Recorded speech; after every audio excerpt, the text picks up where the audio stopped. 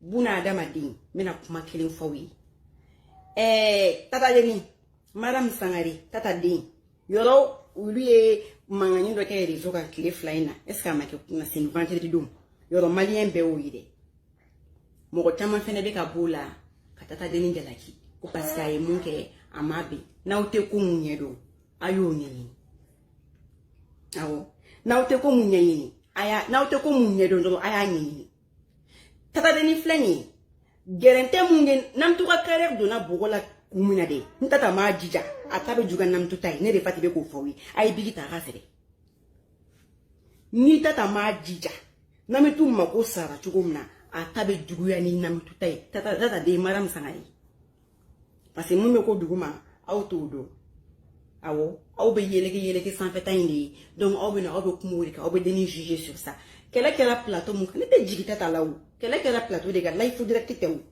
yiko ne be life la c'est ça o nyogon tew life direct te kela plateau mun ka olu de tumbe se ka video kela be ka plateau beka olu de tumbe se ka video tige ka boala ou ta publier mais comme olu fene fitne mo de tu te be takamani olu ye olu fana ye o parti folo yin olu ngana ni o de réseau kan folo o publier dien be ko yi olu fana akete nta ko misera tigeo parce que en beba do ko c'est pas le live vidéo c'était enregistrement ni kera folo ka so ka bla mais aw kana ba tata deni male na o ba deni ba do fe mo te kasi galonka ne ere fati flangi di matene ne menete kasi galonka et puis ko chama me ko nduguma ne fati be chama kala mala nawo. Donc, akana barama, ko ay munkede, elle a été comme ça, elle était comme ça. Ni mon fini, ko encaissé, qu'à encaissé. À un moment donné, tu vas péter les plombs.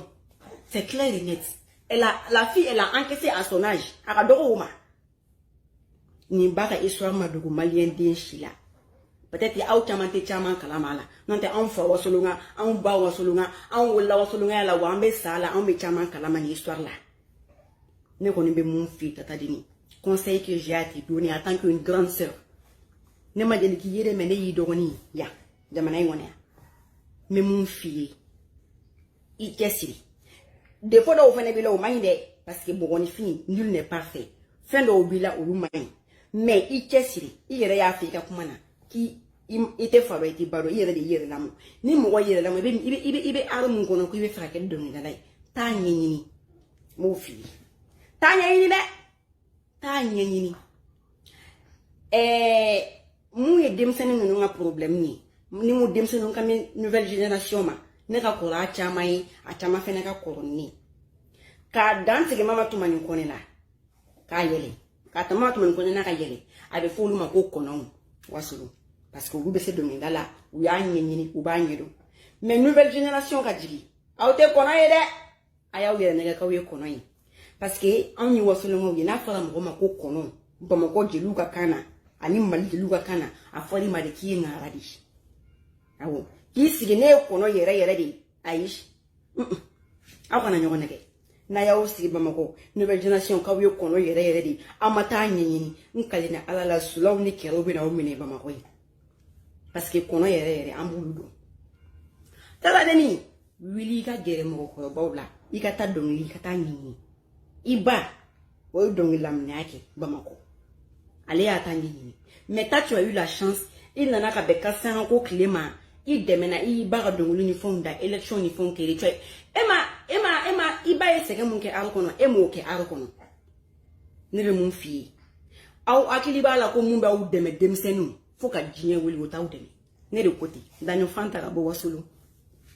Au Akiliba la comumba ou de me, faut qu'à ta douma, qu'on le meleki, ou tena ou de me. Ne be mun fi tata deni ni ala e jien la ka fere wasolo nga bu wasolo du keme saba ani kori wa klange be kono wasolo nga bebe se domi dala ne ere fati mun fle ne be domi da awo ali ni pese won bi doni ke dum ko ko bawka ikata nyini ikata ta sunkoro iyere ma foko aka milie la ko janfa mun silika ne be chama kala mala de ne ba do janfa mun le tata deni mun silone ka mbe chama kala mala. Mais ni jamfa silika ni be fe abwala ibe bara dike ibe ta ko nyenyi